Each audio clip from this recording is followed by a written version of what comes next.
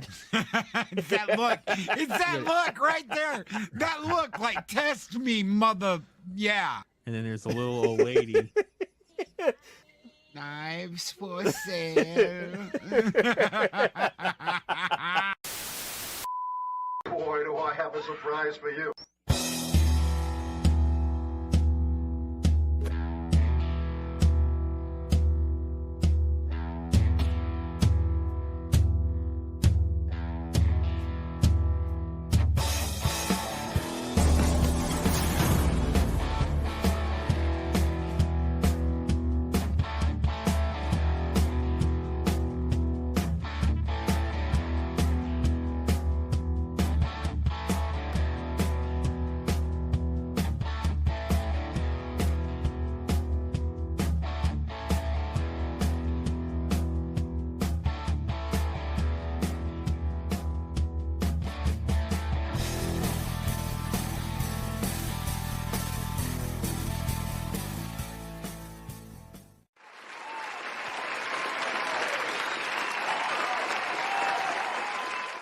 Greetings and salutations, everyone. Welcome to Talk Hard. Talk Hard Tuesday is here, and tonight, Vampire Hunter D. That's right, an anime classic that's new for the old man. That's right, new for me. I have not seen this until now, so definitely breaking the old bubble for me.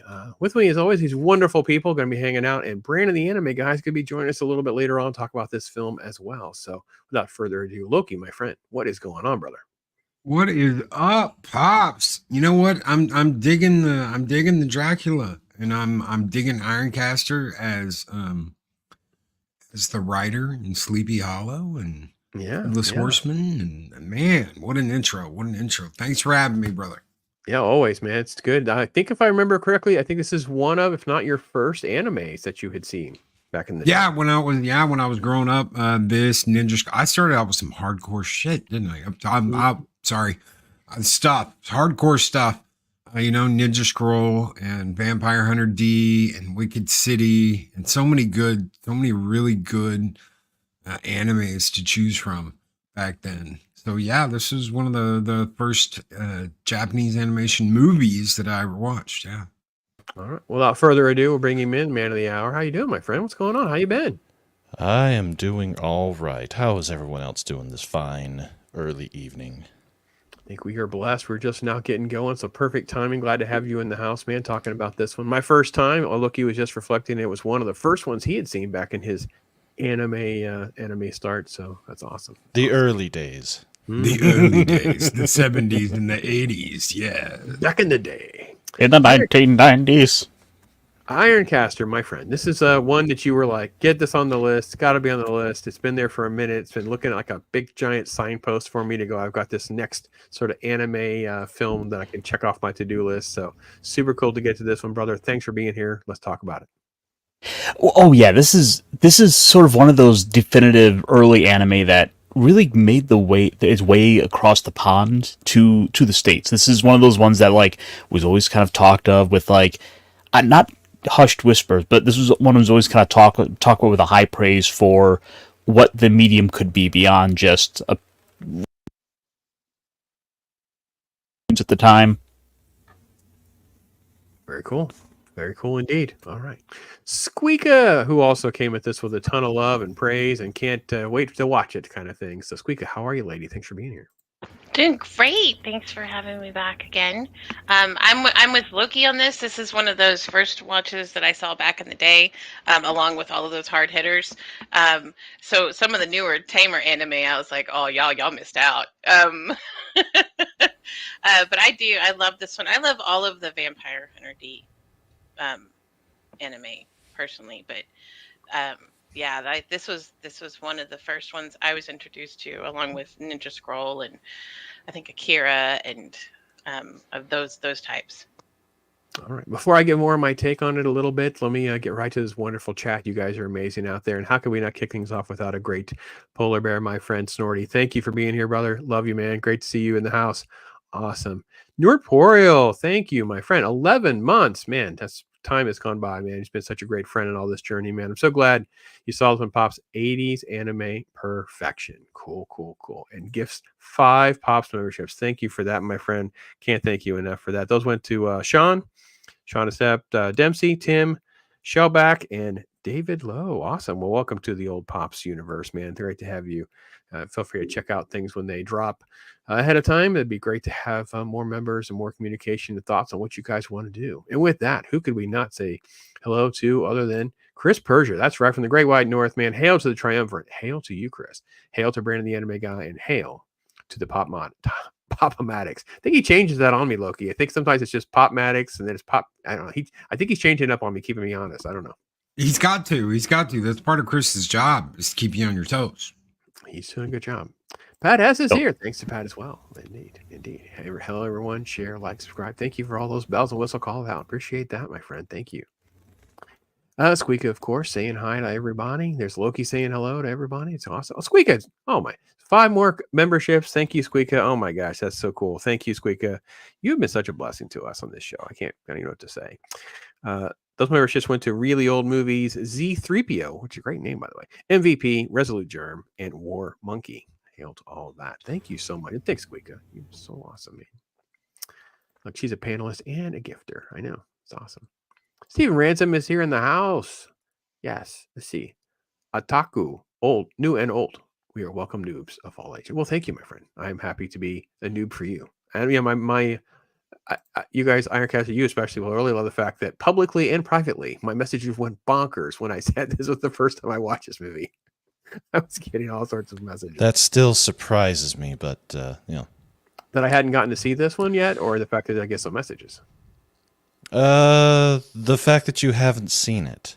Just radar screen stuff, man. Like, it's so full. There's so many things to do. Like, it's hard to fit. And I don't know why I didn't see it in the 80s and 90s. And I have to be honest, I watched it and kept thinking, I know I've seen this. I think I've seen it. Nope, have not seen it. So the struggle is real. The struggle was real. I don't know how it got skipped. It just didn't. It would have totally been in my wheelhouse. I mean, I have no idea how it got missed. So I know this was one of the things that I can say right out of the gate. I was like, how could this not be adapted? I would love to do a film adaptation of this. Me personally, I would just love to have this crazy beast of burden, cyborg horse. Oh, freaking cool. It's all get out, man.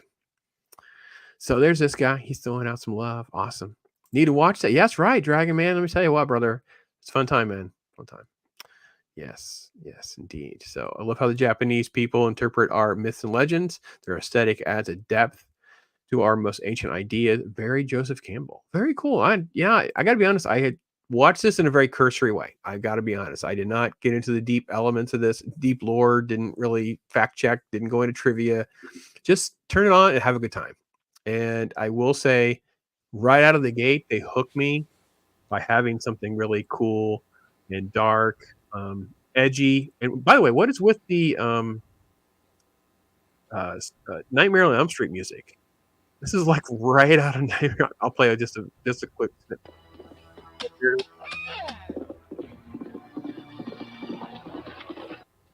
know if you guys can hear it at all. Yeah, it was there. But I mean, you got to remember, this is coming out in '85, and that's like peak Freddy slasher time. Yeah, Nightmare came out in '84, but I was just shocked that the music in this beginning just emulated Nightmare. So I was like, whoa, that's Freddy music. That's so good. Yeah. And there's a lot of really interesting kind of stuff getting into this, because Vampire Hunter D itself as a franchise is something that's been around that really came about largely through novels. It's largely a novel series that got an anime adaptation here. Novel-wise, there's 50 of these stories. This is like dripping with all these gothic tropes and elements. It's a little bit of a western out on the edge of civilization, where there's there's no one to turn to trust except for like your own two hands and maybe the lone stranger who comes riding into town to fix everyone's problems. I wanted SQUEEKA's take, because I thought that was interesting. That SQUEEKA, you love that sort of historical feel and that sort of cowboy element we've talked about in some of the other movies, like Seven Samurai and stuff too. Is that one of the things that just right out of the gate you love about this film? Yes, very much so. Yes. Okay. All right. What were you going to say, Brandon? I'm sorry.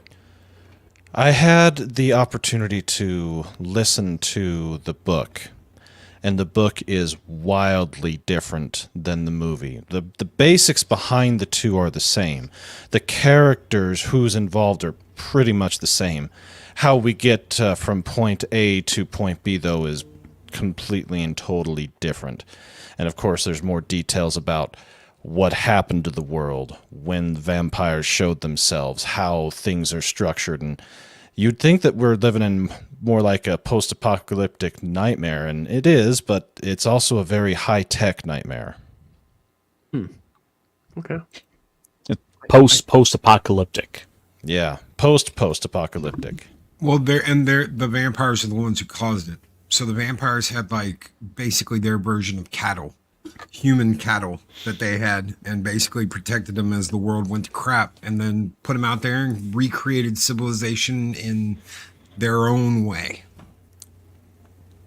So as I've been saying, on one hand you got Vampire Hunter D, and on the other hand you got Wicked City. Choose wisely, my friend. What is Wicked City, guys? Both. Just both. Choose both. All of them. Yes. When in doubt. I've never seen Wicked I City. haven't seen Wicked City either, so All I have to say is snap. You gotta watch it. You gotta watch it, and you'll absolutely be like, oh my lord, what have they gotten me watching? After the first 5 minutes of that movie, because that was like, wow.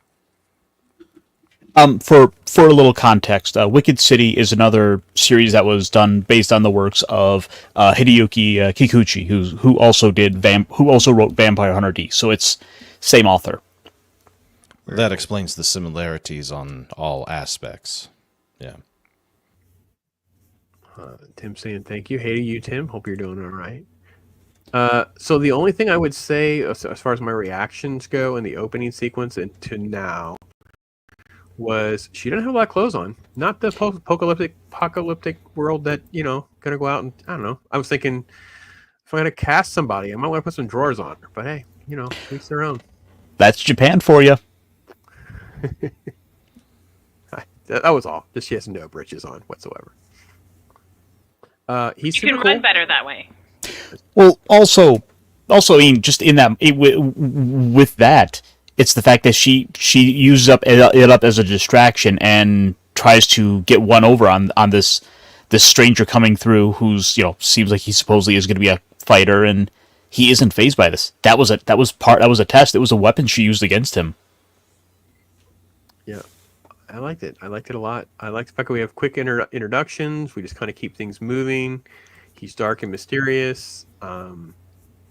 Yeah, I really just it all moved very quickly. I like the fact that we have sort of like, I didn't know exactly what to call him. He's sort of like he's sort of like an effeminate Gaston type character. He's the entitled son of a mayor and just kind of a complete douchebag. Is there something this guy. reading to this guy? Yes, he is. He's ultimately just sort of showing that the corruption isn't just because of this idea of someone being noble. He's someone who has that position of power himself that is human. He's much lower on the food chain, and yet he can still show himself to be just as much of an ass, to be just as corrupt as any old vampire. Yeah, he was terrible. I mean, you just see a sort of like unsung villain in this movie. And the thing is, it's this type of characterization you couldn't get out of a film today.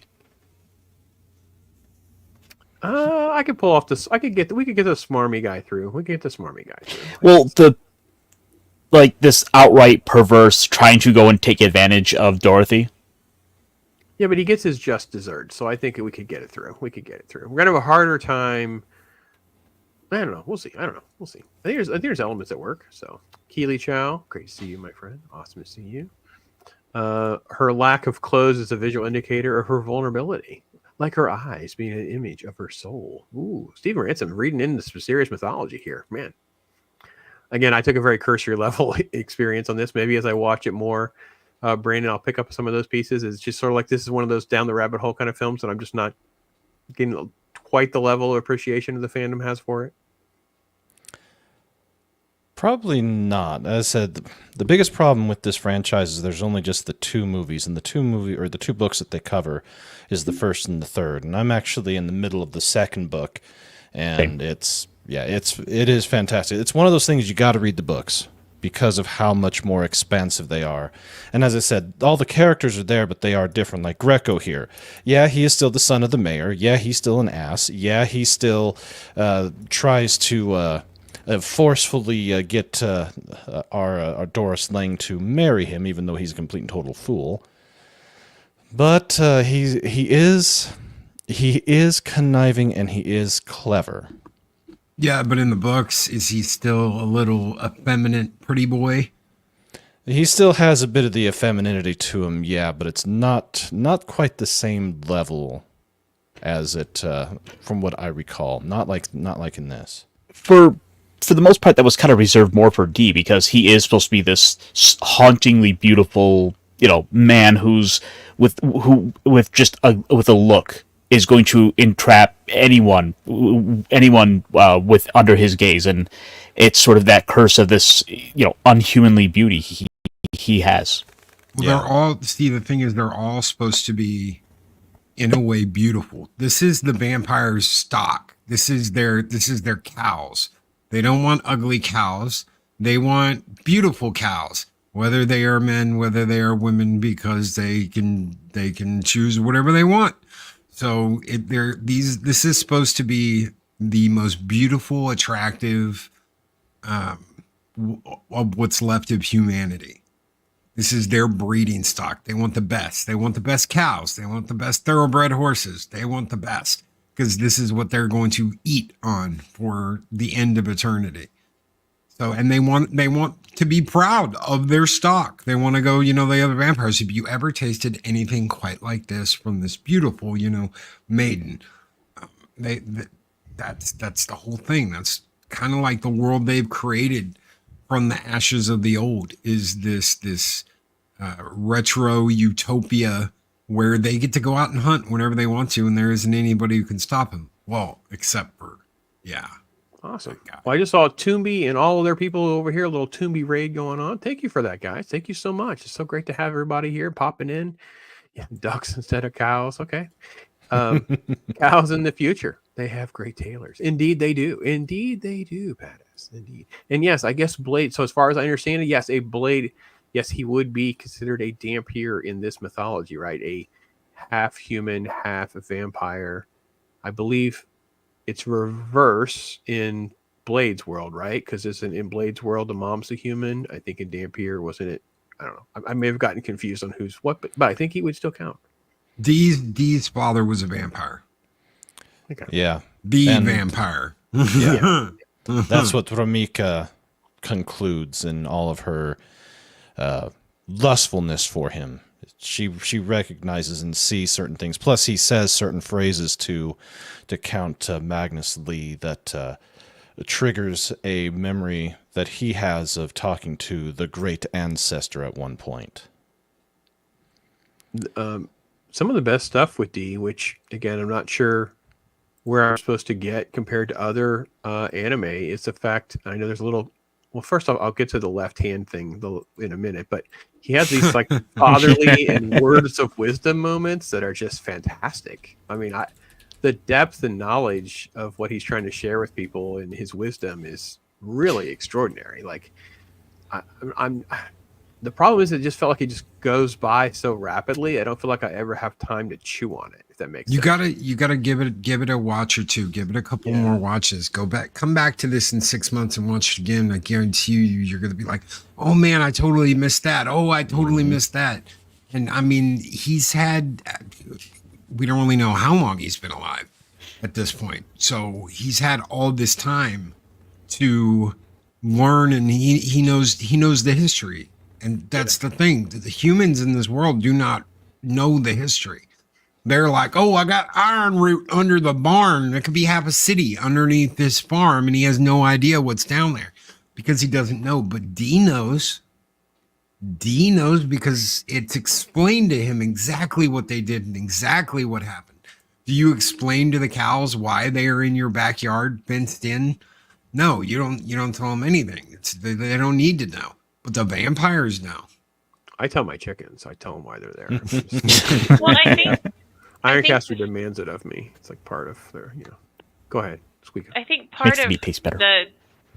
for me at least, like the speed of him going from like mystical, dragon vampire Dracula guy to human to back and forth, and then the thing with the hand, like I feel like the speed of that really showcases too like the inner war that he has between his vampire side and his human side. And I feel like that kind of adds to that chaos and lets you feel like this is kind of what's going on in him too. Absolutely. I wanted to say hi to Psychotic Mongoose who came in with that raid. Thank you so much for that. Little bit of love for some Speed Racer here from Fred. Yes, indeed. Always love some Speed Racer. Zax is in the house. Always great to have Zax around. Penny's here. Awesome. Oh, driving to my last Penny. Tuesday night Bible study. Well, feel free to come back around. That's for sure. So, I think I got most people. No, I apologize if I missed anyone. So, yeah. Go ahead, Ironcaster. Oh, I was just say it's this mysterious left hand of his just goes to show you this a little further. This we see this further divide of D. He is this stoic, always like stony figure who's always tries to be this persistent, like kind of always at a distance, just due to the nature of being a Dampier.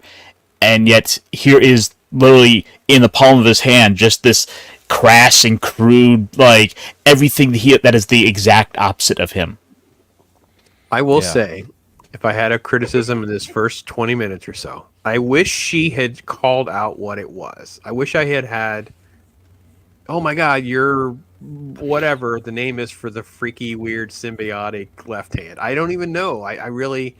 So I've for got us it here. noobs at home, what's his name? Not a name, but it's a specific type of race. It's called a countenanced carbuncle. Sentient, symbiotic life form. The exact specification of how they came to be and their power specific to them. But basically, the biggest thing you just need to know about him is he's basically the MacGuffin of everything. Quite literally, he's the MacGuffin of everything. He's Venom. Yeah.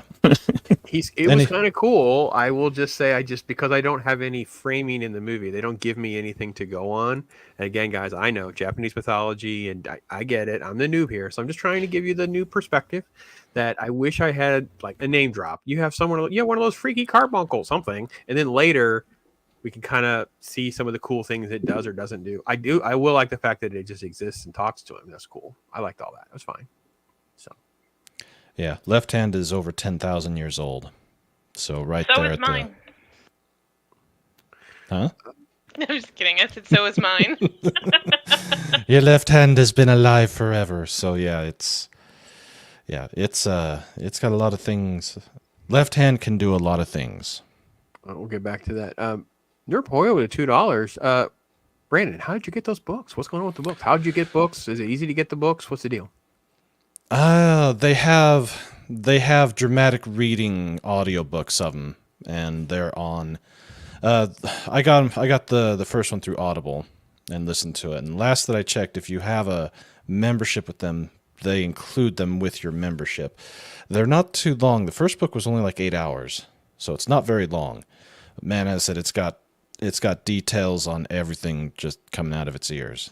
So much more to it that they just can't quite fit in an hour and 15-minute movie.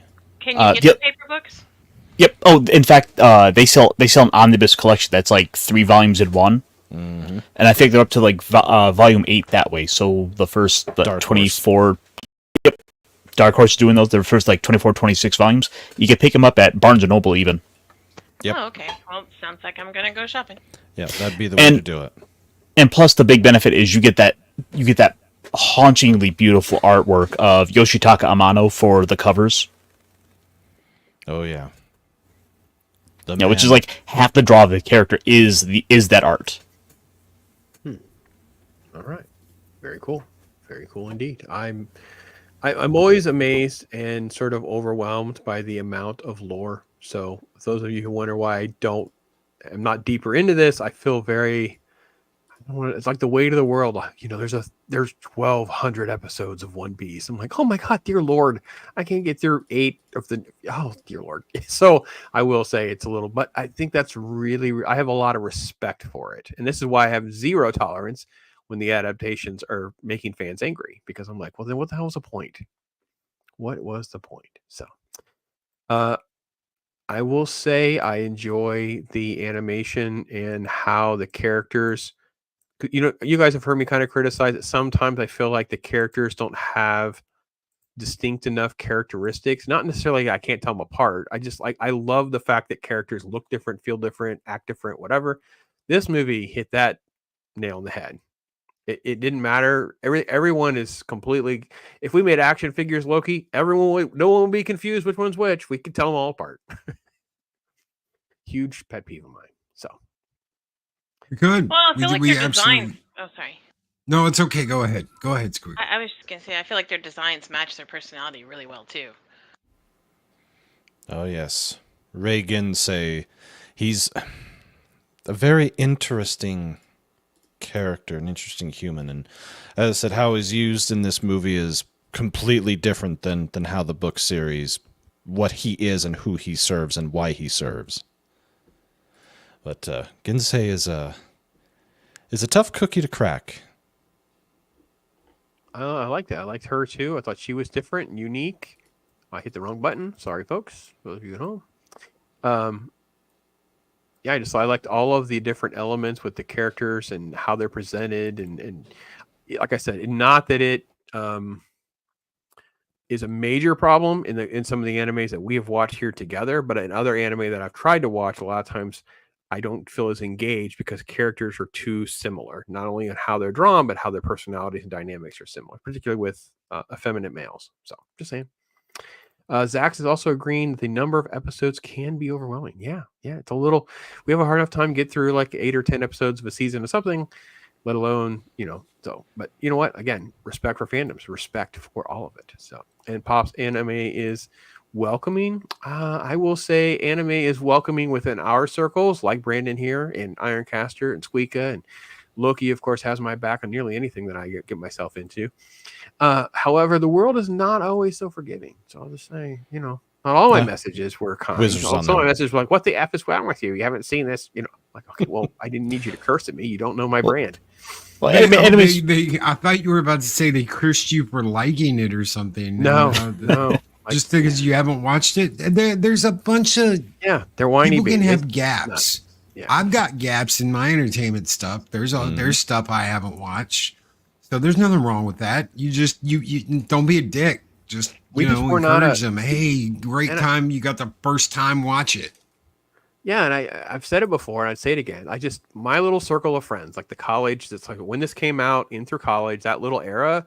We were more into just traditional popular movies that were coming out in theaters because we're all in college, we're, relationships and all that kind of stuff. So a lot of anime didn't crack that core. It was like, you know what I mean? So like some of the big stuff like Ghost in the Shell actually did, things like that. But some things like this, just for somebody, it was direct to video and just didn't make our list. I don't know what to tell people. So, but isn't it nice to know that I'm here now? So anyway. Yeah, so let's see. A lot of books to get. Yes, we gonna have to make that list. Peter Venkman, always. What have I been watching instead, or what am I watching now? I'm watching this. That's what I've been doing all day. So, yes, classy. Okay, cool. Stay classy. All right, that's what I'm caught up. Am I missing any like cool trivia or anything I should know about any of this? I will say that when I get to, let's see, where am I at? The castle sequence when he's breaking into the castle. I think that's where I'm at. Yes. Oh, this is with the Hydras. Yeah. So right before all of this felt so cinematic. I feel cheated. There's not like a live action version of all, because it just feels like something just happens, but it just moves so fast and it's just brilliant. I love it. Yeah, I liked all of this. It was so cool. Give Bollywood the money to do this right. I'd rather have them do it than see it done here in the United States. It'll get all twisted and all messed up. They have absolutely no respect for the novel, for the anime, nothing. Give it to someone that's actually going to love it and take care of it and make it good. And yeah. There's some great Asian creators that are doing like zombie films and zombie stuff on Netflix and things like that. So I'm sure there's got to be some people that could do it. I still know all the rights and the money issue. Brandon, do you have any idea on like why we haven't gotten like live action Vampire Hunter stuff, or am I just dreaming? I know nothing on that side of it, and as I said, if there was going to be anything more, it would have to be coming in the form of anime, and there isn't. We've only got just the 2 movies, and I don't recall any movement on anything new, which it's been, 23 years since Bloodlust came out, so, yeah. Well, the only thing that I've heard about as of late was Vampire Hunter D coming to, like, webtoons or one of those other, online, comic sites, where there was something coming out with the character. I think in an adaptation of one of the other novels. And that was actually a relatively recent story, too. So it might be available now out there. Very cool.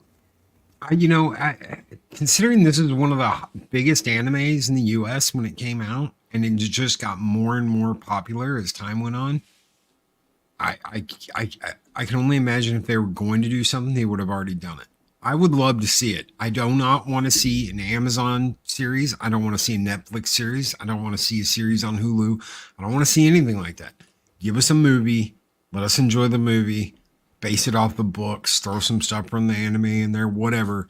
But give us something good. We don't need a 8-part series about how D got to this town and the fact that he learned everything from a whammon. I cannot stress enough that I'm so sick and tired of this crap. Don't mess with this. If you're not going to do it justice, don't mess with it. Don't pick it up. I'm almost glad that it hasn't been touched. Leave it alone. Brandon, with what you've read, because I do feel, and again, you guys can throw rocks, chat, throw rocks. It's okay. I do feel like sometimes the dialogue, because I got a dub version, so I'm assuming subtitles is a lot more rich, but the subtitle versus the dub, anyway, so the dub version is what I watched. I felt like the dialogue is sometimes very thin. It needed some meat on the bones, like I said, some description, things like that. In what you've read in the books and that kind of thing, is there enough meat on the bones that I could read those books if I was creating something like this to kind of get how to flesh this out properly without messing it up? Yeah, absolutely. There's plenty there in the book to go through. As I said, for the dramatic reading, it was only about 8 hours, so it's not a very long read. But the way the world is described, the character descriptions, everything about them is there's more than enough there. Plus, which version of the dub? Because there's 2 dubs. There's the original Streamline one, which we have the original, and then there was the re-release that they did back when they put it out on Blu-ray. Ironcaster, which one am I watching? You sent it to me. This might be the original one. I would assume it would have been the original one based on what the description looked like, but I don't know.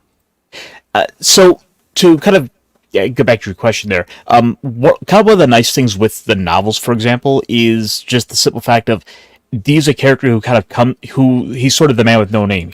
Or like a Mad Max. He'll come into town, do his thing, fight the vampire, and then he's on a steel horse on the way out of town. Yep. On a steel horse I ride. Oh man, you made me think about how much I'd love to see like Tarantino do something like this. You know what I mean? Something that just a dude that just would be obsessed with it. Won't it? There'd be too many feet. But what's that? Too many feet? Oh yeah. Well, she doesn't have very many clothes on, so I got to be honest. To squeeze in a foot shot coming in and out of the shower, he'd be happy enough. We'd be all right with it. So it's all right. And nobody out in Hollywood take that and run with it. I do not want to see Vampire Hunter D pull up on a dang motorcycle or something, and someone goes, no. "Oh, I what a want that beautiful cyborg steel horse, horse!" Yeah. Oh, they're going to Longevity do it song is now. starting to come to life. I know. Scott Westbrook throwing down a $5 super sticker, brother. Thank you so much. Just keep it up. Well, I'm trying. I am trying. One video at a time, one stream at a time, 1 week at a time. Next week will be Gladiator, Scott. So hopefully you can be here for that one for sure. So the old dub is up there, almost bebop level. Interesting. All right. Yeah, as far as the voice actors go, the one that does the is better in the original, but Magnus Lee is his original dub is very weird in a way, and if I could do a mix and match with it, I would do the original voice actor for D, which, if I'm looking at this right, was John Gramillion. No, he did the more. No, he's the more recent one. It was Michael. No, damn it, which one? I've got it here. Why You isn't it want showing? if you want that, Brandon, you can use Power Director to remove Yeah. specific audio with AI whenever you see his face. So you just remove that and then you replace it with the audio from the other dub, which you can totally do. You can isolate one character's dialogue in each movie. So Yeah. you can do that multiple times too if you want. And you can Yeah, erase just all the create dialogue, whatever. Three layers, right? Let AI take all the dialogue out and then do one and just create two different tracks and then just kind of figure out overlay. I may be trying Yes. to do this to, yeah. AI has made that super easy, Brandon. It's completely crazy how fast and easy it is now. If the audio is already done, all you have to do is cut and paste. You're just basically overlaying nowadays. it. Yep, just piecing it together. Oh, AI.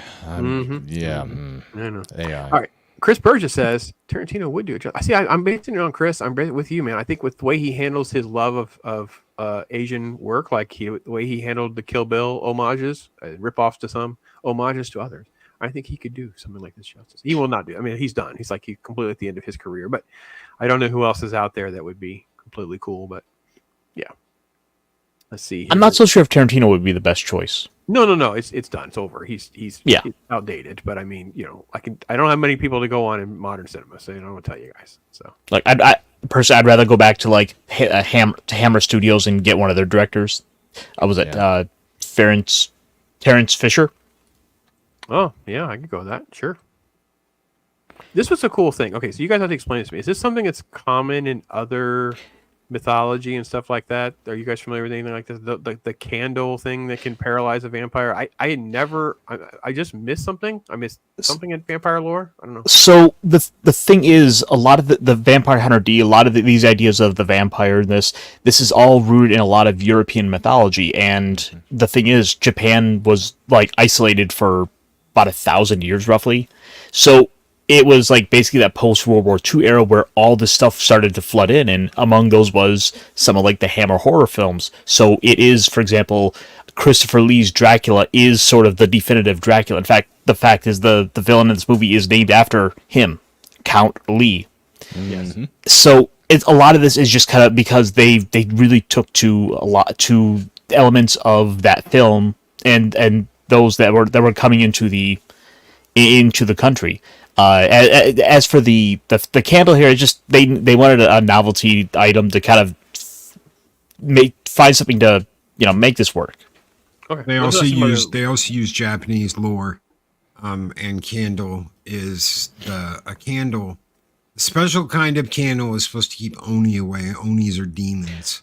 So they used their own mythology and their own legends and incorporated it with what they were seeing from the West. That makes sense.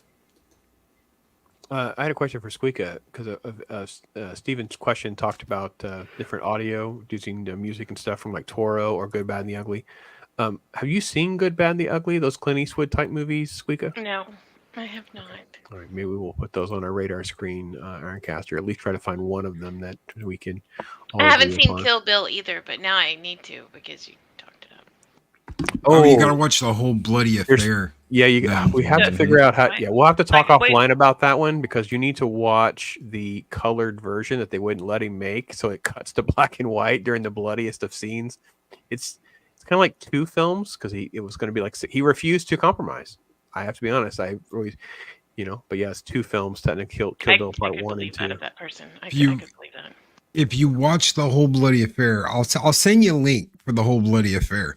It's one movie, so Yeah, they've They all taken piece it together, everything back and together. Yep. put it in one movie. Plus, it's got about 8 minutes of footage that's cut from the movie, from the original 2-part. Is that the color? Is that got the color season? Yes, when Okay, they're so fighting when they're the fighting 88, the crazy yeah. 88. Yeah, Yes, yeah. it's all in color, so you see all the Perfect. blood and all. It's perfect. glorious.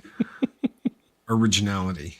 Completely insane. So I but yeah, actually miss the black and white. I really do. I miss the black and white. I enjoyed the black and white and Kill Bill more than I enjoyed seeing it without it. I thought it lent a very Seven Samurai Yojimbo feel to it that it needed in that scene. I really do. but that wasn't the movie that he was. Oh, I hate parodying, mocking, homage. Pick your category. It was in color. So anyway, but I love the. By the way, just to go full circle, Steven, yes, especially the opening sequence. Let me go all the way back to back here, like way back here with this type stuff. Wah, wah, wah, doo, doo, doo, doo. It absolutely would work. For me. Wow, wow, now, now. Yes, totally would work for me. Bum, bam, dum, bow. So good. It's good music. So, yeah, we were talking about Kill Bill. There's crazy 88. Pat, keep up. What's going on? Pat's better than that. I feel like I've disappointed Pat. I'm not sure over what, but no, I've disappointed come on, everybody, chill. I promise I'm catching up on these movies, y'all. We should make a little clip, Loki, where we can do like SQUEEKA School's in session. We found something else that she didn't see. a little video clip of something else we're torturing SQUEEKA with this week. I enjoy the torture. I welcome it. It's gotta have the Adam West Batman. The da-da-da-da-da-da. Yeah, that would be good. Yeah, we'll have to figure out something. SQUEEKA. Oh, and Brandon, to fill you in on this, we have, I mean, literally, I think SQUEEKA, it'd be fair to say, like at least 3 out of 4 of our picks so far are movies you've never even seen. For the most part, yeah. Yeah. I mean, and then we basically have her laughing, crying, and screaming hysterically, and I just want to know what the neighbors think at this point. I'm just saying. The neighbors keep coming over to check on her. Are you okay? I'm watching Predator this week. I'll be fine. I'll be fine. I will never forgive Loki for that one line. I ain't got no time to cry. What line was that? And the oh gosh, what's the name of the movie? The Denzel Washington movie. It's Training Day. King Kong. Training Day. Yeah. Yes, the King Kong line. When I was Kong. waiting for that line, the King Kong line, all movie, and it made it way more intense. I'll never forget that because I was on the edge of my seat the whole time. Like he talked this up so hard. I'll never forget. But I mean, it made the movie more intense. But I mean, still. Take care, Betty. Anyway, so I didn't really get too much into. I didn't really think there's a lot. I will say this: I love the fact that there was like a callback character to the Doctor, and he met a cool graphic fate. We didn't see. We in the audience wouldn't have seen coming. Of course, things go sideways again. I just think that this movie was really good about keeping you on your heels, not knowing what to expect, involving all the characters. I mean, really. Maybe the mayor and one of the other toadies are the only characters that are in this movie and don't exist, like don't come back or anything. There's a couple creatures maybe, but this is a very, very well constructed use of characters. And again, they were all different and unique and interesting, which is what I like about it. Brandon, is there another one that's like that where you have just, I don't want to say so tight, but just like you feel like you're just getting value for your screen time, if that makes sense? That's in movie form. Probably Oh, yeah. Ninja Scroll. Pretty Ninja similar with Scroll? that. Yeah. Ninja Scroll it is. Okay. We'll see. Oh wait, Pop says, have you not seen Ninja Scroll? No, I haven't seen Ninja Scroll. Oh my! Oh my gosh! Oh. Oh no. And Wicked City. Can we just have like an anime month? Come on. Anime. I can't handle that much. Anime. Oh dear Lord, we set him up for that and everything. God dang, Anime it I is. just put The myself whole in month of timeout May. that I didn't see that coming. Oh crap! You in chat didn't even warn me. Shame on you people. You should have warned me not to say that out loud. Like, dear Lord, it just set him up and put this. Well, you know we're doomed because next year we pretty much have, Brandon. You know, every year we've watched sharks with this guy every year. So we really have kind of run out of shark movies that we'll tolerate. Like we're really at the end of the rope. When you figure, 4 to 5 weeks every year, a couple fill-ins. It's like, so we know we have some extra weeks in 2025. Now we're gonna have quote anime. So there you Well, go. I wouldn't be totally sure about that, Pops, because there's supposed to be a Shark Side of the Moon sequel, and there's supposed to be a cocaine shark sequel coming out. Well, I next year. said if you remember, I roll back the tape. I think I said that we would watch. I had the caveat of shark movies that we would watch. Like I was kind of letting us be off the hook that we wouldn't sit through Cocaine Shark, the movie that has no sharks or cocaine in it. So it's all off camera. We'll have to watch like Shark Boy and Lava Girl. No. There were some good ones. I think we could do a show on like the indie ones, like Bait and Open Water and stuff like that, where it's like the indie movies. Like they're not great shark movies, but they're all like low budget, but are done well and they're good and they're worthy of some conversation, I think, collectively. But I don't want to try to dissect Open Water where nothing's happening for like 20 minutes. Like someone's trying to stay afloat and Well, see that's why you got to go for the schlock. You got to go for bad CGI shark. No, I don't. You got to lean into it. There's even a short on bad CGI shark. So I've given you as much publicity for that. They contacted us, by the way. Did you see the comment on that? I did. Now we have to review it. Loki wasn't subject to this fiasco. I think you missed that stream, brother. I think you were missing Deep Blue Sea. I think this was SQUEEKA before you were coming every week with us. We did a shark movie called Deep Blue Sea, and he pulled up a movie called Bad CGI Shark. And yes, I know all of you are thinking, yes, the movie actually exists. I cut it, made it a short, and the dudes that are involved with making this horrible B movie contacted us about what if we they thought we did a whole thing on the whole movie. I'm like, sadly to tell you guys, that's not what we did. But yeah, when you do schlock, I don't know, Brandon, did you know that? You do schlock, they'll come find you. So I did not know that. yeah, you do schlocky stuff, the actual people will come find you. They're happy to have some publicity. So okay, is this the hand going back? Yes. This is where it was chopped off and had to reattach. Yeah, this is where it was like the thing from Addams Family where it's crawling around on its own and kind of puts itself back together and it wakes him up.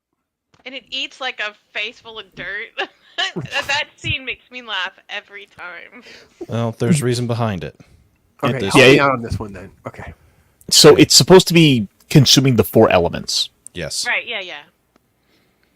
And when it consumes the 4 elements, it's able to help D get himself back up and going, which is what eventually happens. All right. Okay. Look at this. They're all excited already. We're not even there, and they're already like, look at this. Look at Steven Ransom. Steven Ransom's going to make like a banner. We have CGI pops with a banner and a Loki GIF and just all sorts of nonsense. So. We'll have AI anime pops. Oh, dear Lord. And then, then he'll get isekai by Truck Kun and Brandon's driving it. Oh, yes, the Truck Kun. Gotta love it. Talk Hard 2025. So we'll just quickly kind of run through a little bit more of the other plot elements I think are really good, unless you guys want to stop at any particular. All of this, I think, like I said, I think it all went well. Let me ask about the caricature of the Count, because you were talking about he's inspired by Christopher Lee. I kind of felt some of that, but I also felt like the drawing of him was different. Like, is there an inspiration on why he was drawn this way? Or are they trying to pull in a certain inspiration or something? I just said he didn't feel vampirish Dracula for me. He felt more like Charlton Heston-y, if you will. I certainly think there's that element to it, but they're kind of playing off the fact that he is just so incredibly old and ancient that he's an old man essentially. Careful. That he's got the sagging face, the features that aren't quite as tight as they might have been in his 2nd or 3rd century. Well, I feel like he's the most imposing in the anime. Like he is the stockiest in the and it I think there's a purpose behind that. That he's not meant to. Isn't Christopher Lee like kind of slendery, right? Yeah. Am I thinking of somebody else? No, you're right. He's lean. Oh, He's lean. okay. He's slim. But I feel like he's supposed to be like that's his persona. He is the stockiest one. He's like, I mean, there's that one short little dude, but he's not near as tall as it. Well, at the time that they did this, you also had Jack Palance playing Dracula. And if you look at Jack Palance and look at him, they look very similar as Dracula. So I would not be surprised if they used Christopher Lee and Jack Palance's Dracula as inspiration to create the Count. I wouldn't be surprised at all because he looks a lot like him and he almost sounds like him. He doesn't have quite that Jack Palance growl, but it's still there. All right. I'm sorry, I was typing because I found the link for the omnibus on Amazon. I'm not sure if that's the one you guys are looking for or not. You guys will have to check my work. That'll be it. That's the Vampire Hunter D Omnibus Book 1. Really pretty economical. It's like $16. It sounded like it would be something that would be much more expensive, so I'm not sure I got the right book. So check my work. 100% on Jack Palance. I'm glad you brought his name up. We're huge Jack Palance fans, and of course, that makes more sense than my Charlton Heston reference. So perfect. Here we go. We'll pull up a reference photo. All right, let me pull that up here. Yeah, a little bit. Definitely stockier. Doesn't do Jack Palance justice, though. I don't know, be honest. So, but yeah, okay. All right, let's put him back. There are quick shots, though, I think that go back to what SQUEEKA was saying too, with the size differential, like how different and just the power and all of that. There's just different moments like this where you're just like, wow, yeah, this is crazy, imposing, powerful, and yeah, I like this. Yeah, they definitely conveyed that very well. It was this idea of how can the cattle, the humans, dare to stand up against someone who could kill with just a glance. And yet they do. Even in the intro, when we first meet him, and he's, comes up against the Doris, like he's up on this thing, and he's massive. I mean, poor little Doris the cow is glancing up at this, and I mean, we're introduced to him as this massive, imposing figure, and that is for that purpose. Doris the cow. Well, we got to remember the vampires are the aristocratic class within this world, so they're going to do everything they can to make themselves feel more imposing than maybe they actually are, or engineer themselves to where they are. And since he's a vampire, he can, contort his body a bit. Somewhat, anyways. Hey, Mary. Great to see you. Great to have you with us. Thanks for coming and hanging out. Vampires don't sparkle here. Right. No sparkly vampires. Nope. They don't do that. Don't have that. We have a cow. I'm saying. So according to SQUEEKA. Hashtag. Well, D has a glowing hand. His hand can glow. Does that count? Does that make him sparkly? I don't know. I don't think so. I mean, he was glowing just a minute ago. He had that little aura going on. I mean, they do light themselves up every now and then. I wanted to get to the shot. I can't find the right shot. It's too hard to navigate too, though. Where he gets the dagger to the eye and he pulls his eye out. It's just freaking great, man. Oh, so wicked. Oh, you know who should play this guy? If we had done a 1980s version, I got it. I'm sorry. I dropped the ball, Loki. You're going to love me after this? I don't know, because it's so obvious. Rutger Hauer. Rutger Hauer, yes, absolutely. Rutger Hauer would have been the perfect person. Sorry. Keep my nerd card. Okay. Fan casting for you, Brandon. Sorry. Rutger Hauer would be good for that. Yeah. I don't know who would play. Again, the 80s are a little tricky. In this era, I don't think he was big enough yet, but Johnny Depp would have come to mind. Not quite sure about the timeline, but around that time. This early 1980s Johnny Depp, he would have been playing D. That's what I meant. Yeah. Yeah. So Johnny Depp going against Rutger Hauer. Yeah, I think we're good. That's so wicked. So great special effects right there. And all hand drawn. Yeah. Artists. Every single person involved with this was a top of their game artist. Yeah. Some good stuff right there. Then we just have our little close, and definitely fulfills what Ironcaster said there. Man with no name, just ride off into oblivion, leave everyone else. Come back, D. Run for president. Make sure you vote. Oh, They'll know if you don't. Project 2025. Oh dear Lord. Yeah, we have. Yeah, we've.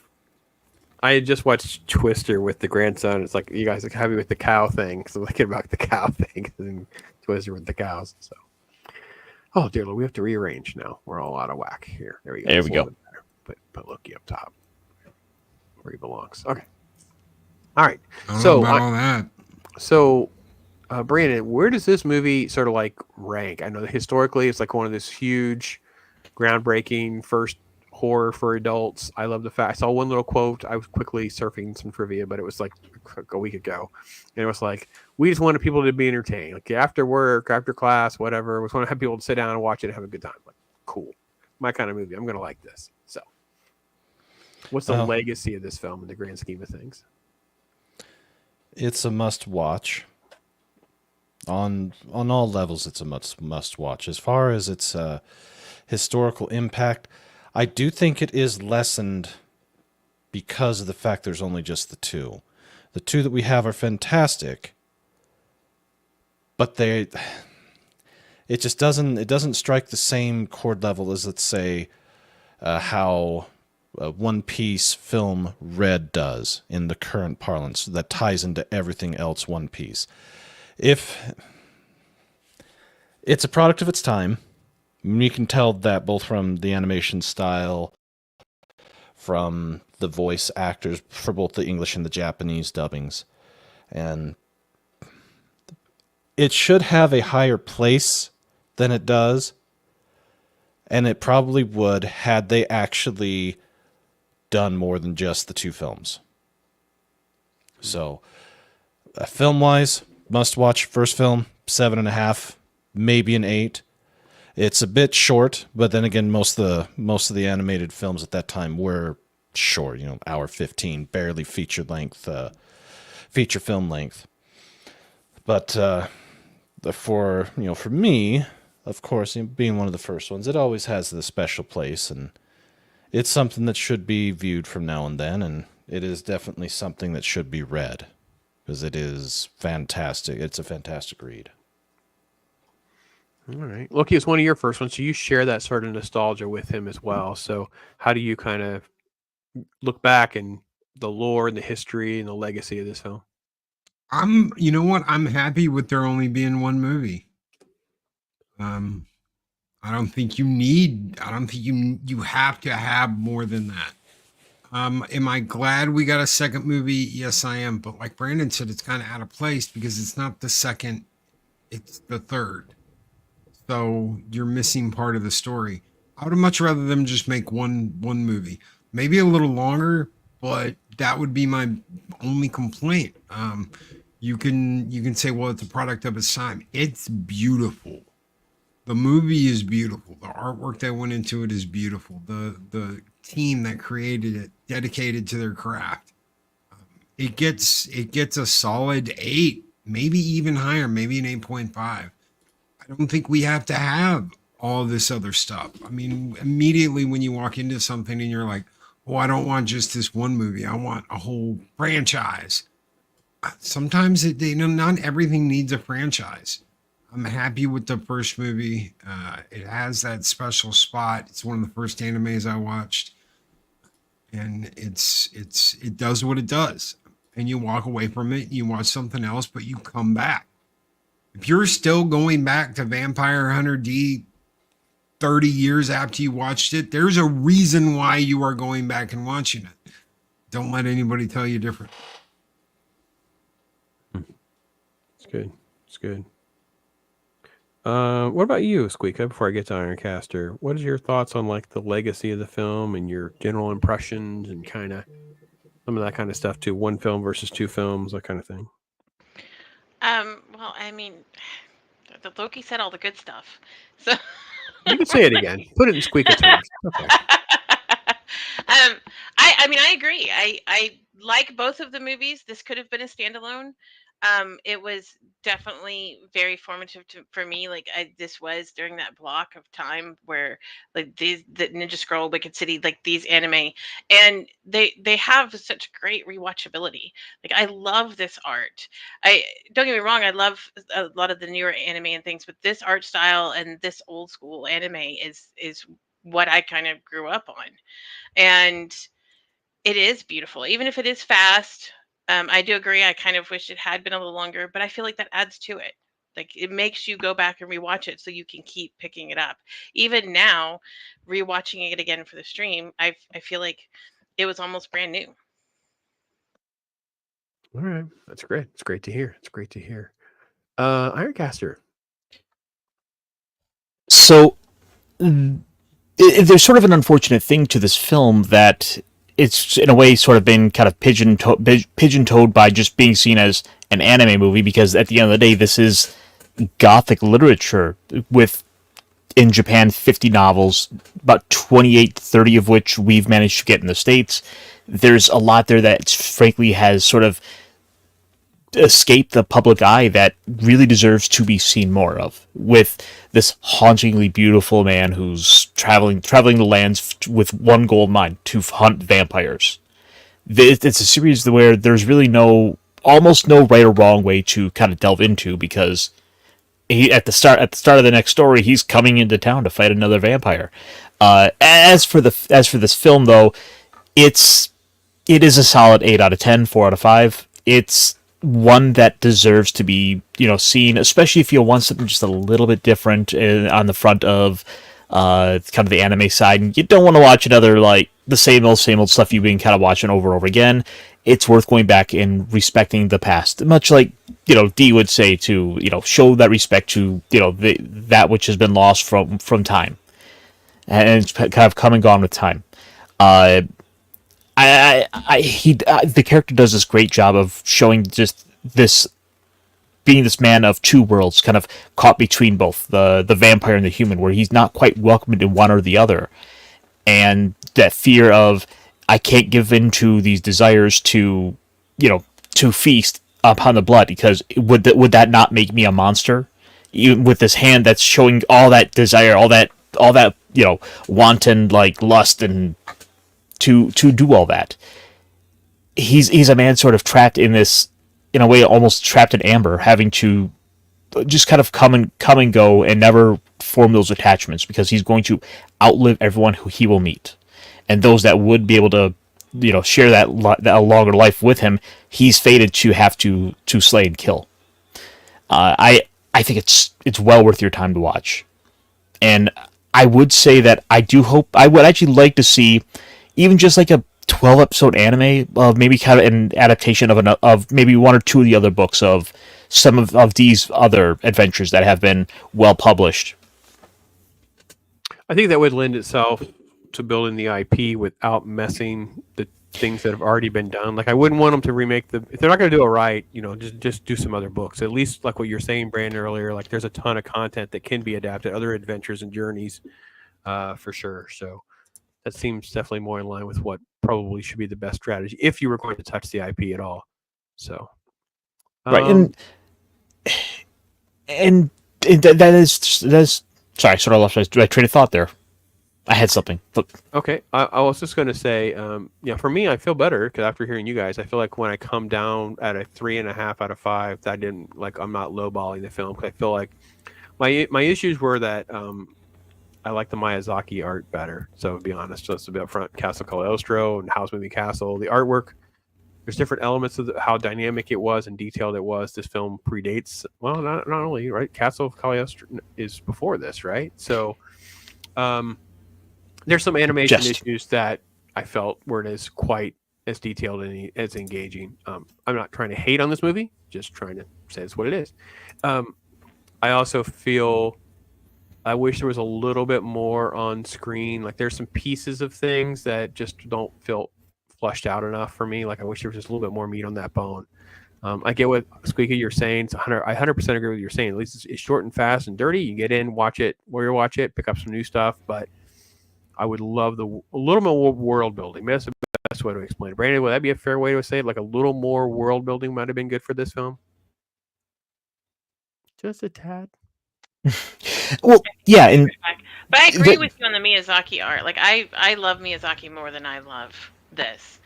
As a matter of fact, I'm gonna go see Kiki's tomorrow. But I agree with you on that part. Like, I love Miyazaki's art way better. He's my favorite. As for the world building, there is so much more to this world that does exist. For example, they talk about the capital city, which is just this modern day, city, and this is a world where they have cities in space and on the moon. There's aliens they have to deal with. Like, there's so much more that we're really not seeing, especially in this novel, that is there to be explored. Gotcha. Steven, you're bringing up a good point too, and I don't know if anybody knew this. This was one thing I was kind of feeling connected to, was the fact that Anne Rice's books were also hugely popular during the time frame this movie would have come out in the mid '80s. Came out in '85, so I didn't really read all of the Anne Rice books until much later, but they were already popular by then. So I can see that this concept of that feel and vampires and all that kind of, it was all birthed out of the Masquerade stuff. Like, once Masquerade kind of exploded, it all created this whole vampire thing that lasted for kind of too long, in my opinion, but that's a different story. We got a lot of good stuff out of it. That's all that matters.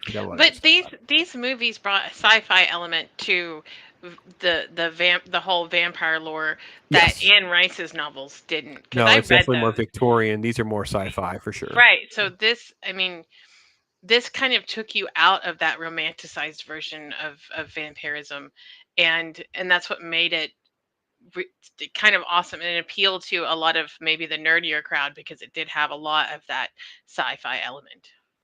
Well, the thing is, it still does have that foot in with those that gothic horror sort of elements, the sort of romanticism of it all. I mean, just from the cover, the art itself of the cover, like. And a little bit of reading I was kind of checking into, it's like a lot of women bought into it because of the art. Okay. True, but it also appealed to a bigger crowd than just the Anne Rice novels, and it wasn't as immersive into that Victorian and the Goth era. Yeah, I think it's just completely different. And this is also can feel like it's something that happens way down the road from an Anne Rice story. It doesn't feel. Anne Rice's books always feel, past tense. They always feel older. They don't feel as good when you put them into contemporary times. This book feels, this movie feels more Blade Runner, like almost like a precursor, like an in between, like this post-apocalyptic world that we're in.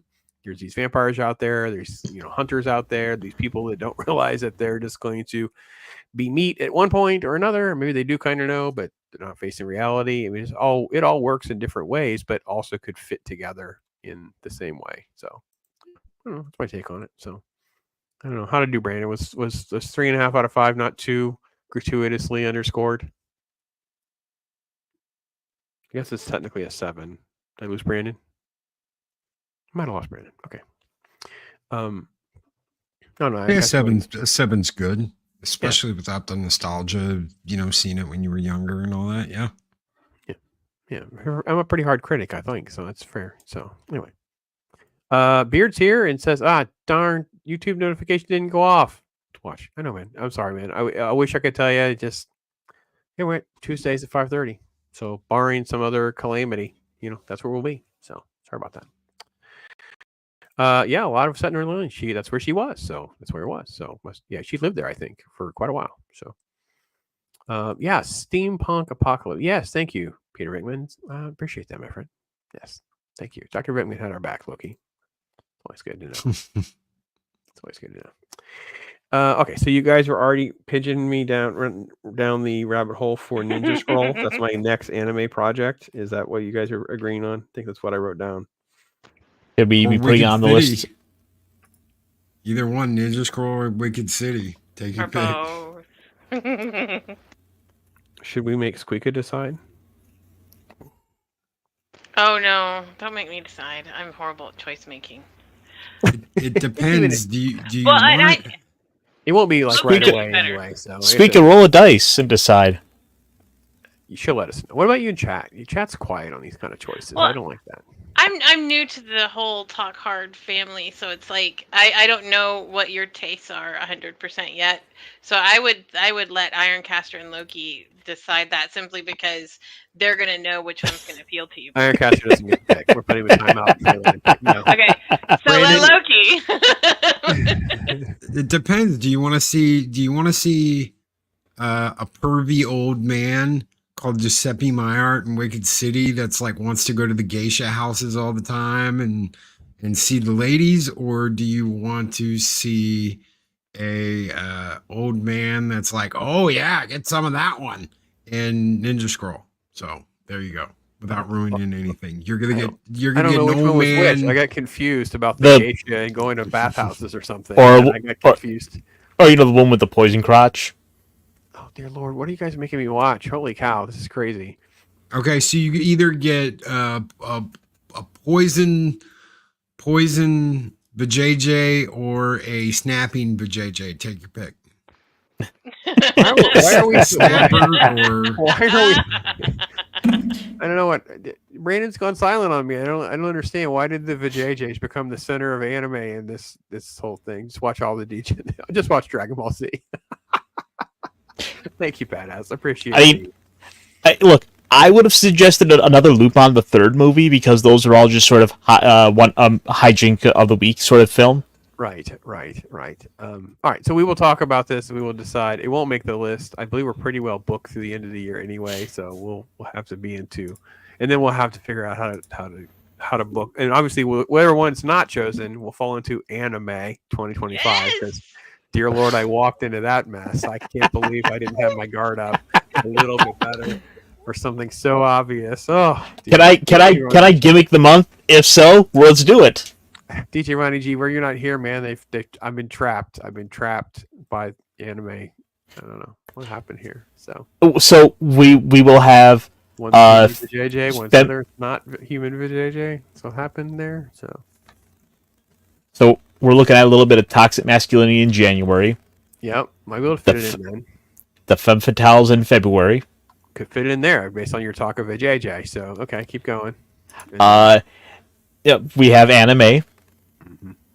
So I think somewhere in that January, February vicinity is where one of them needs to land, and then put the other one in the anime May. And Dear then Lord. so then we got Kai June. Yeah, there's plenty of things to pick for Kaijun. We can definitely circle around for Kaijun. We're not going to do sharks this year because we only have And I was proposing the Summer of Sandler.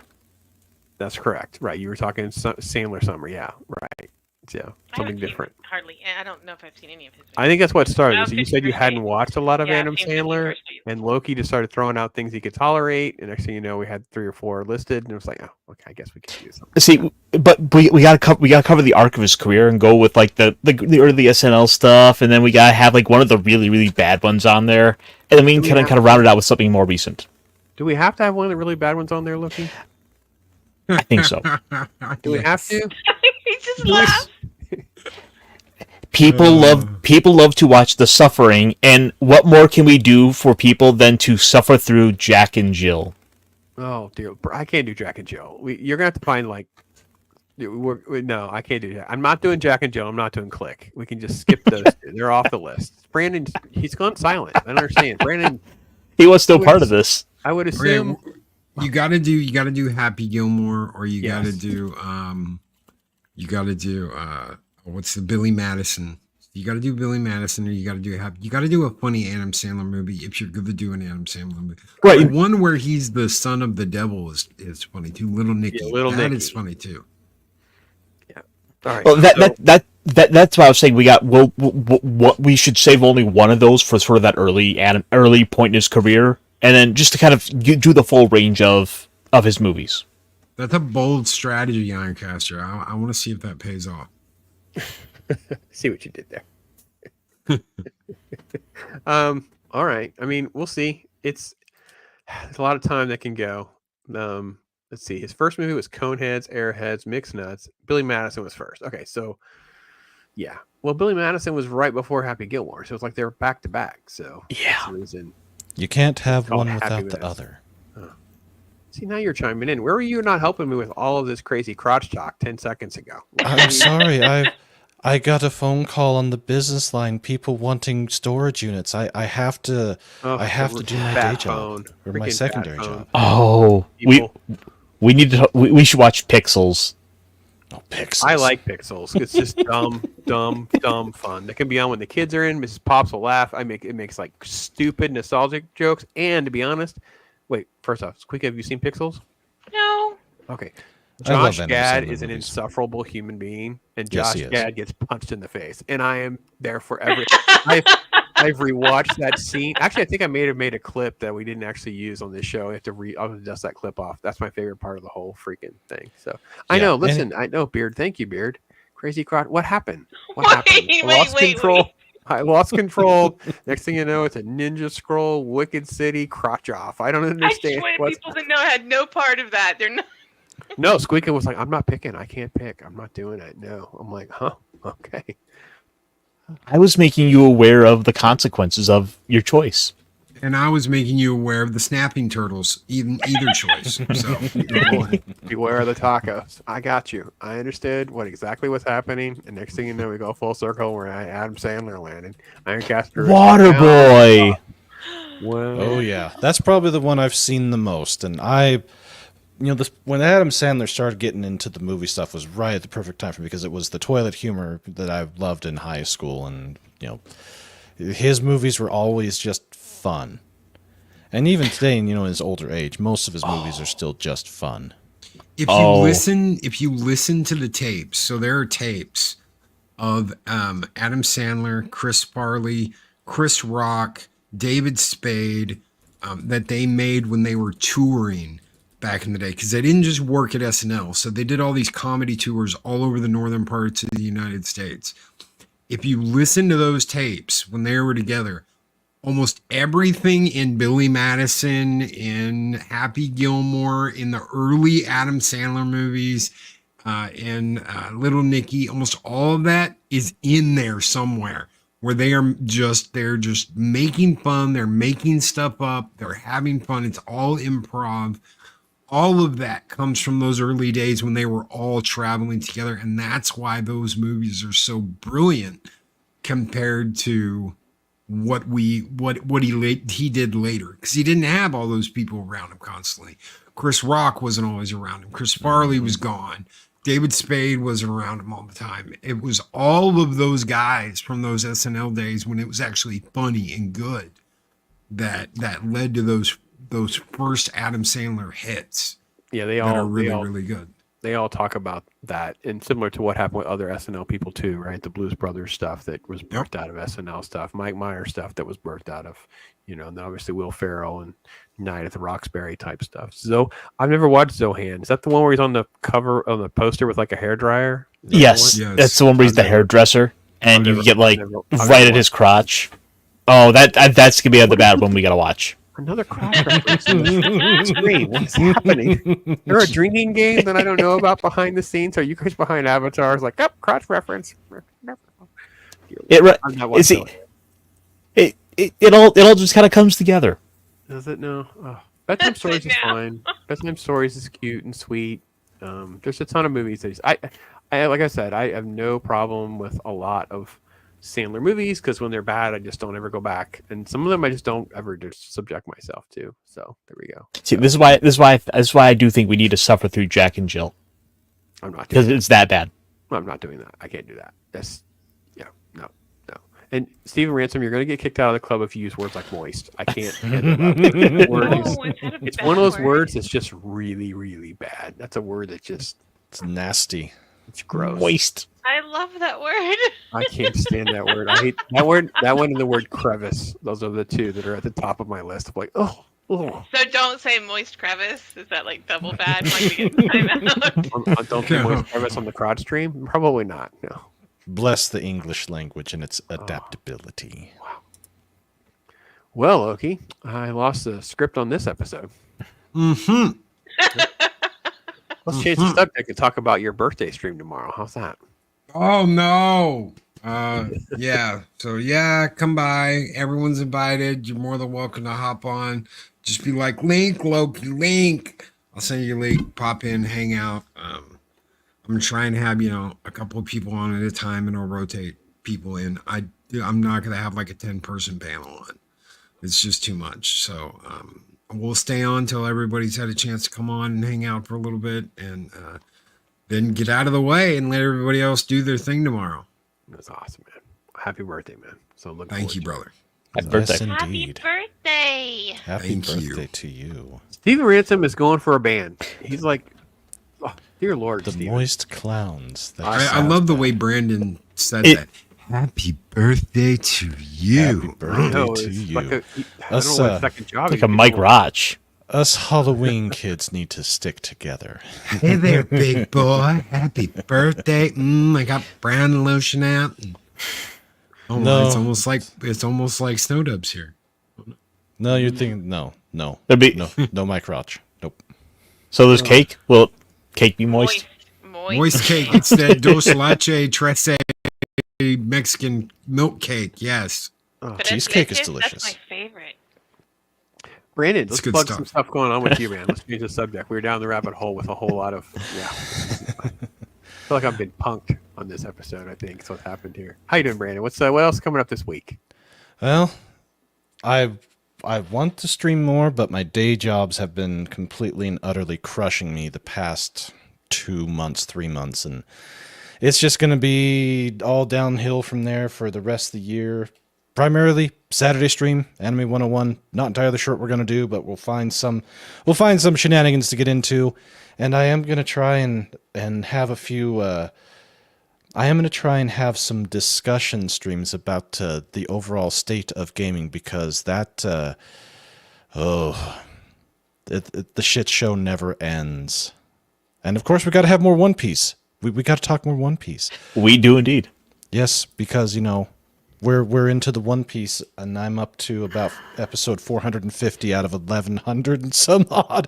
So I'm behind, but yet I'm further along. Oh, dude, isn't Shabby Archipelago so intense? Yes, it is. Yes, it is. Like the fact that he's this happy-go-lucky character who's we've never seen him break down, just completely falls apart. Yep, Luffy loses it, and then you can't blame him with what he witnesses happen. But What as episode I are you know- guys on? So we kind of idea how far along are you guys? This is around 420. Blaze it. 420. Wow. Yeah, Dear yeah. Lord. Wow. So every episode is around 20 minutes or so, right? Is Right that around 20. So if you cut out the opening and the closing, you can easily get in like 3 in an hour. Yeah, Yeah, it's Real about easy. 20 minutes or so. So it's you're only up to like 140 hours of your life.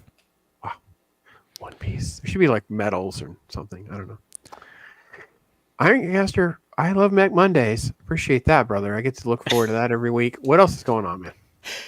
Oh, let's see. Today I'll be on with t-shirt historian for the week for our little Tuesday with Geeks, where we're kind of going to be touching a little base to see what's going on in the world of WotC, because they've got a new Dungeon Master's Guide out, and people seem to be sure hating it.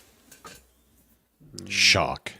Yeah, no surprise there. So Turns out when you copy paste 90% of a book, people don't get too happy when you charge them $60. Double shock. yeah. All right. Anything else you want to plug real quick?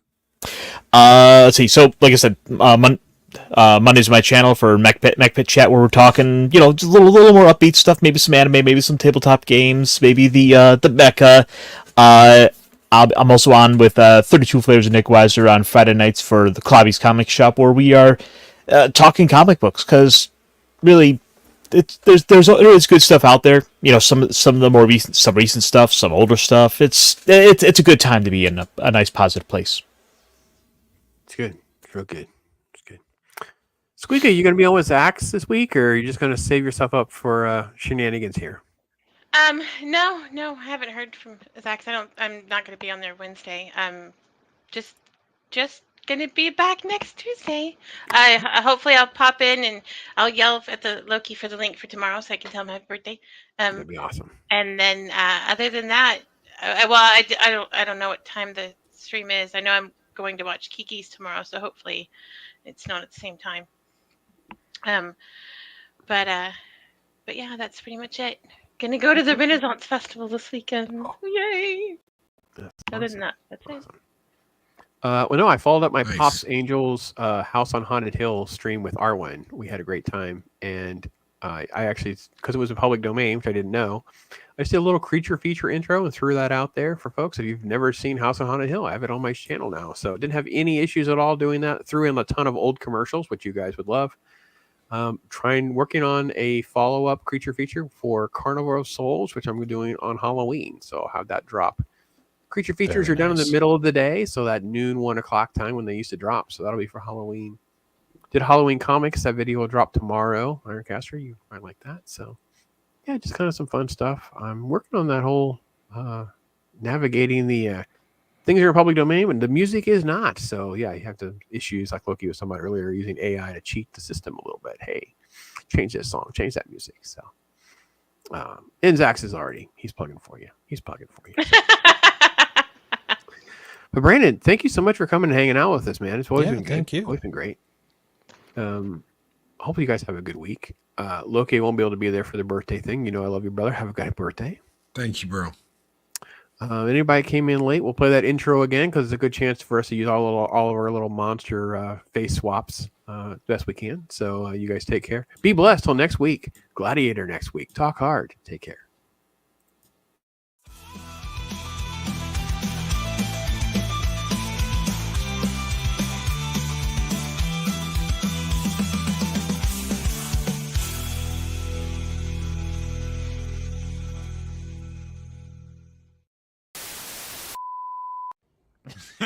It's that look. It's that look right there. That look like test me, mother. Yeah. And then there's a little old lady. Knives for sale. Boy, do I have a surprise for you.